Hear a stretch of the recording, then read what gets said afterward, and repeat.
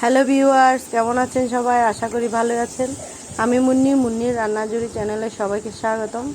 তো আমি যেভাবে বিরিয়ানির মাংস রান্না করে থাকি আজকে আপনাদের সাথে সেগুলো শেয়ার করব।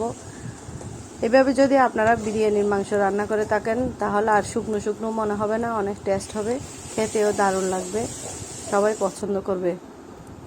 তো প্রথমে কি করেছি, পেঁয়াজ দিয়ে দিয়েছি তেলে, গরম তেলে পেঁয়াজ দিয়ে হালকা ভেজে নিয়ে দিয়ে দিয়েছি চিকেনগুলো সহযোগে একসাথে ভেজে নেব। যখন চিকেনের কালার একটু পাল্টে যাবে তখনই অ্যাড করব একে একে সবগুলো মশলা। আমি সবগুলো ঘরোয়া মশলাই দিয়েছি, আর দিয়েছি বিরিয়ানি মশলা। মশলার মধ্যে দিয়েছি আমি রসুন বাটা, আদা বাটা, ধনিয়া গুঁড়া, জিরা গুঁড়া, মরিচের গুঁড়া, হলুদের গুঁড়া, আর দিয়েছি সবার লাস্টে দিয়েছি টক দই, আর দিয়েছি বিরিয়ানি মশলা। এগুলো দিয়ে ভালোভাবে ঢাকনা দিয়ে কষিয়ে নিলেই রেডি হয়ে যাবে বিরিয়ানির জন্য মাংস। দেখুন কতটা সুন্দর কালার হয়েছে, যেমন সুন্দর কালার তেমন সুন্দর ঘ্রাণ, আর